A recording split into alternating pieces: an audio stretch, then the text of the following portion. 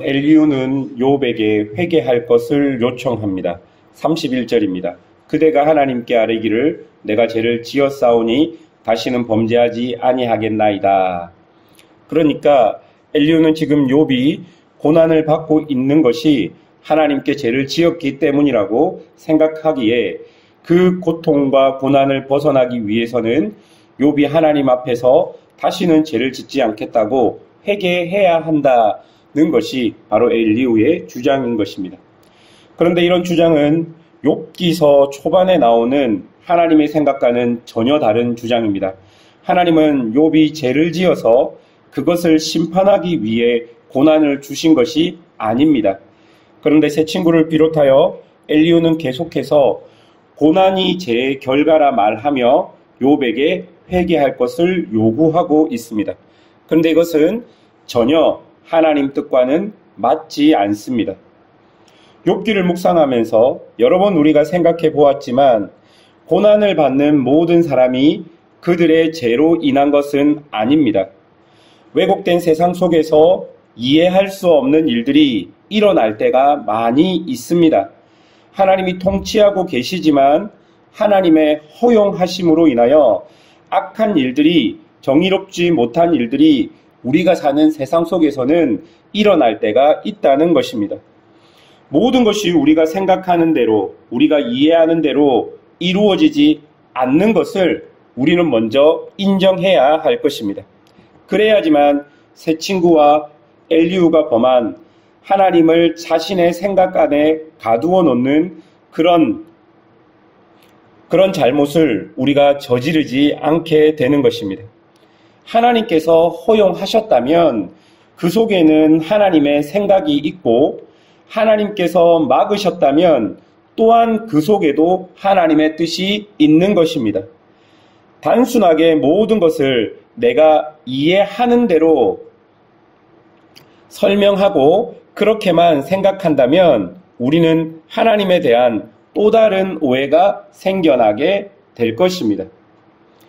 이렇게 엘리후는 계속해서 자신이 이해하는 대로 하나님의 뜻을 재단하고 그것으로 계속해서 욥을 정죄하고 있는 것이죠. 37절을 보시면 그가 그의 죄에 반역을 더하며 그와 어울려 손뼉을 치며 하나님을 거역하는 말을 많이 하는구나. 보십시오. 욥이 괴로움 속에서 하나님을 향해 외치는 것과 하나님을 향해 기도하는 것이 엘리후에게는 모두 반역과 거역하는 말처럼 들리게 되어 버린 것입니다. 우리가 하나님을 오해할 때 또한 생기는 것은 사람들과의 관계 속에서도 오해가 생길 수 있다는 것입니다. 계속 보십시오. 35장의 2절 3절입니다. 그대는 이것을 합당하게 여기느냐?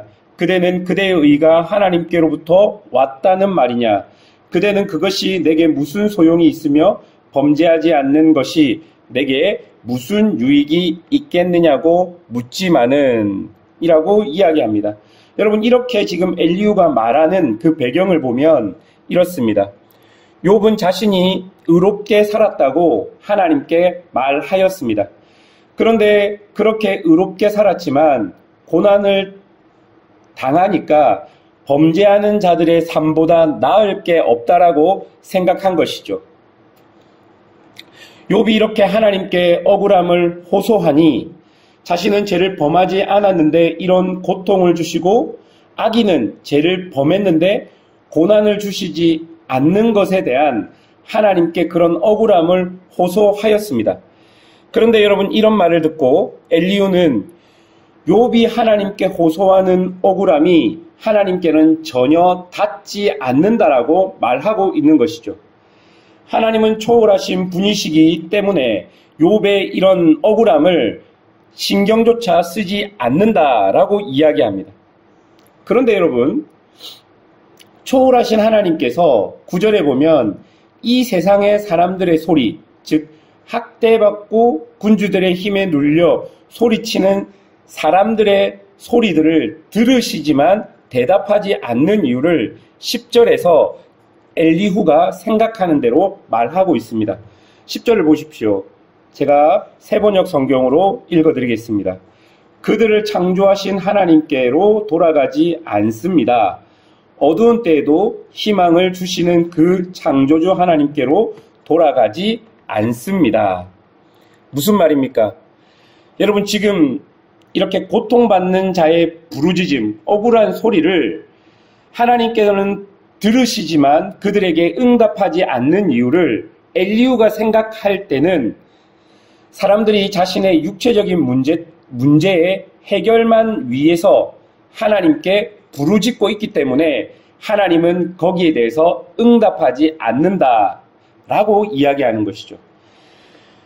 마치 사람들이 하나님을 잠시 이용해 먹으려 하기 때문이고, 진정으로 자신을 만드신 하나님께 부르짖지 않고 있기에 하나님께서는 그들에게 응답하지 않는다라고 엘리후가 생각하는 것이죠. 그리고 이런 모든 상황을 욥에게도 대응시킵니다. 그러니까 지금 욥이 억울함을 아무리 하나님께 부르짖어도 하나님이 응답하지 않는 이유는 지금 욥이 하는 기도가 지금의 고통만 잠시 잊기 위해서 하나님을 도구화시켜 사용하기 때문이라고 엘리후는 생각하고 있는 것입니다.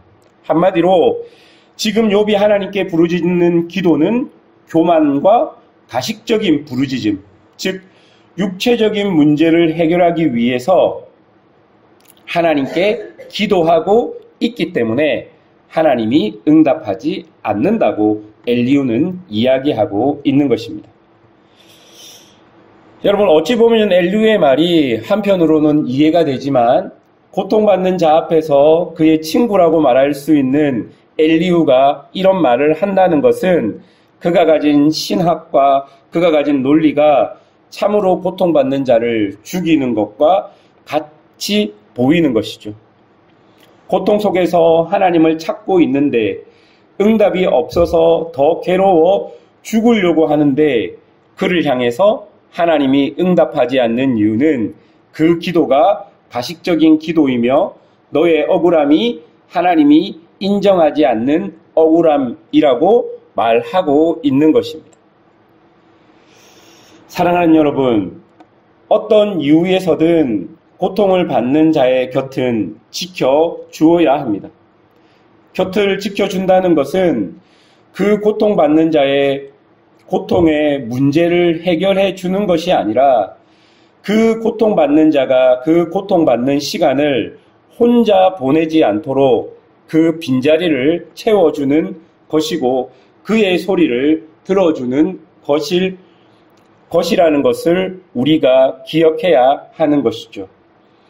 우리 안에 억울한 자를 품고 고통받는 자의 곁을 채워주는 것, 그것이 성도의 사명일 것입니다.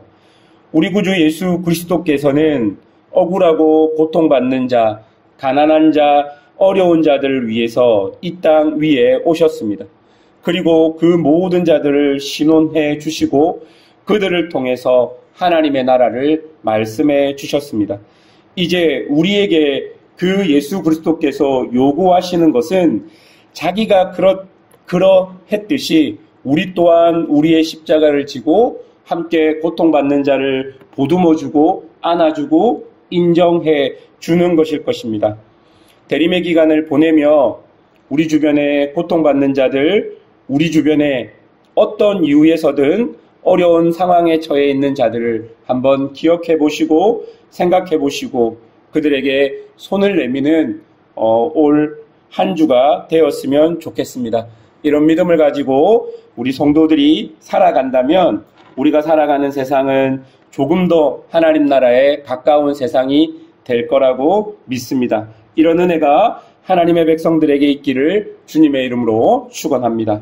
기도하겠습니다.